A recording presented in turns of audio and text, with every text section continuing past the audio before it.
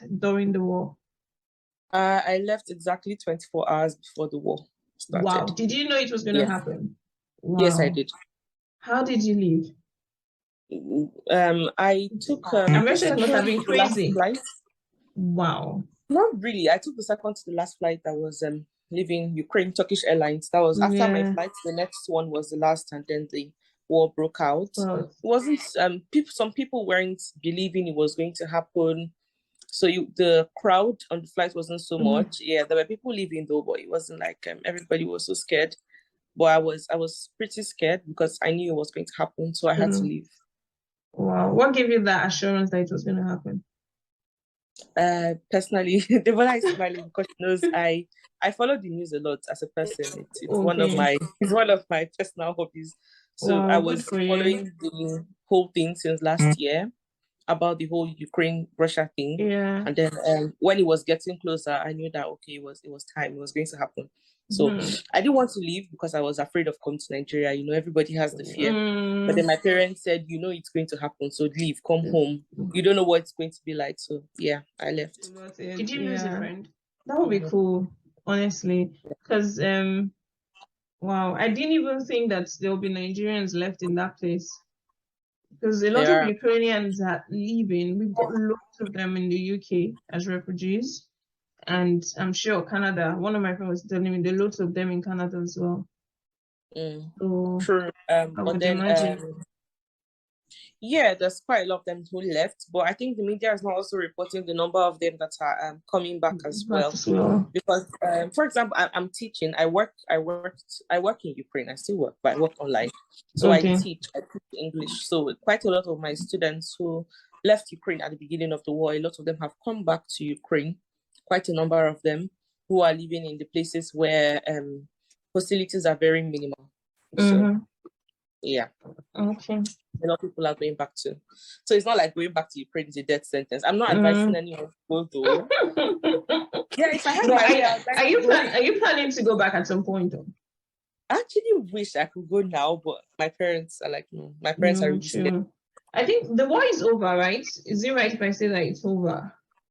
It's not over, but it's just not as bad as it was before. Now it's just concentrated in one area. But the only problem now is that I think it might go nuclear, so people are beginning to get concerned. That's what's happening. Nothing special. I've not been following their news because, like, at some point they stopped talking about them right now, and they're talking about COVID and some other stuff. Yeah, because we passed the COVID. Thank you. We need more doctors, though. Not for Nigeria. No, I'm not made for Nigeria. Everybody, all the doctors in Nigeria are not made for Nigeria. All of them are not made, but they are begging you guys to stay now. How much would they pay you? How much would they pay you to make you stay? How much would they pay you to stay? It's not. I don't know. I don't even know about Canadian medicine, as in the change. When it comes to medicine, but I know for the UK it's easier. You just have to do like a PLAB test and like other stuff. Yeah, I know the UK is pretty straightforward. I heard that Canada makes it very, very difficult. I heard in Canada their exam alone is very hard, so I think the UK is just the best bet. And then the Canadian system is like America. You do 4 years, you come and do med school. But the UK is just like Ukraine, where we just go in and then we kind of have similar curriculums because we're all in Europe together. So it's the best bet for now. It's better than Nigeria. But you never know, the laws might change. Policies change in advanced countries every now and then. And even in Ukraine, from what I hear now, I hear that Ukraine is beginning to have prospects for foreigners remaining in their system as well. But that's not now. It's in the longer run. They will. But I love their, is it prime minister? Is it prime minister they have? President. Their president. Oh my God, because I heard him speak on 2 occasions during the war and everything. Oh, I was impressed. I like him actually. I don't know if he's a good one or a bad one, but with what he said, I kind of really liked him. Yeah. He's one of a kind. He's different from the type we have here. He's much better. Very efficient. And very in touch with people. I noticed that and I said, wow, this guy is okay. And he was ready to fight. The guy still likes fight. No, but what I see is that he's just passionate, like, passionate about his people. And, knowing that this is my clan, this is my community, this is my people, and I'm going to fight for whatever they want to fight for.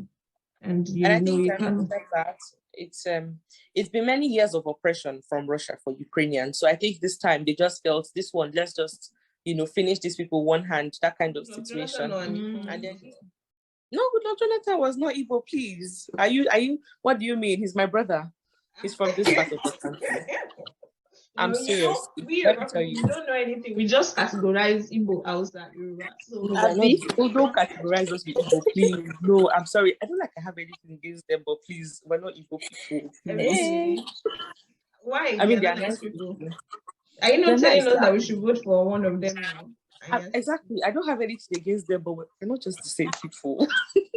Well, our guest is Igbo. No, they're actually nice people. I mean, the Igbos are very hardworking people. That's one thing I really respect them for. They're people who know how to hustle. Remember Kusi, they're very hardworking people.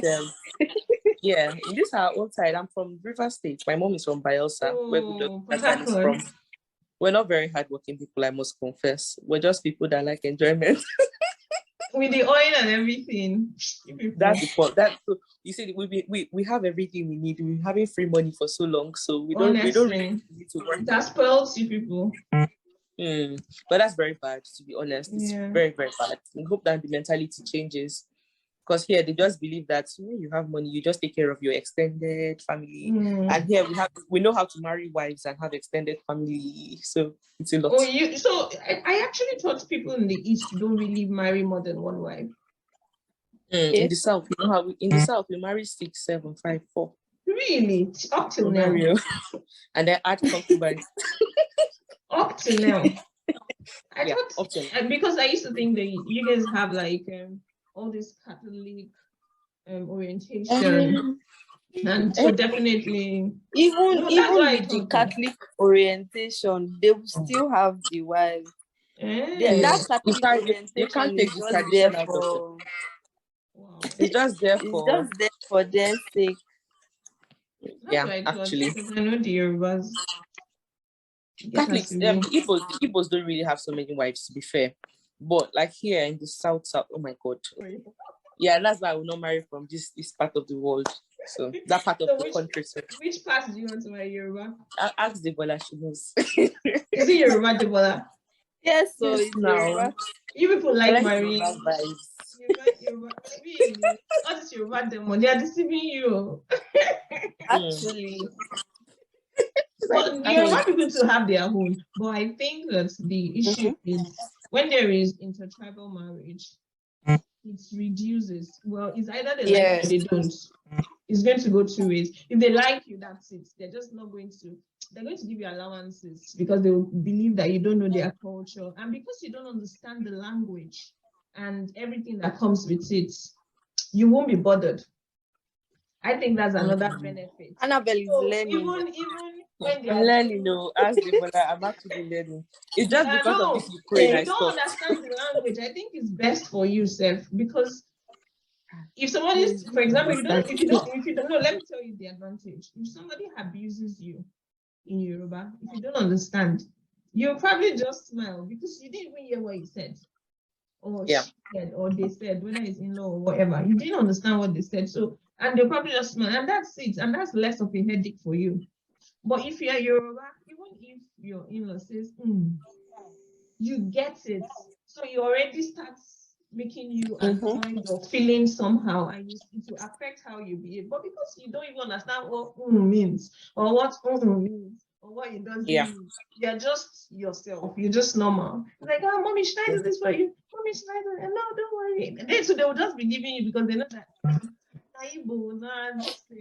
but you will do and leave the rest for them. I think that's one of the benefits of not really understanding the language. But obviously, everybody wants to learn the husband's language.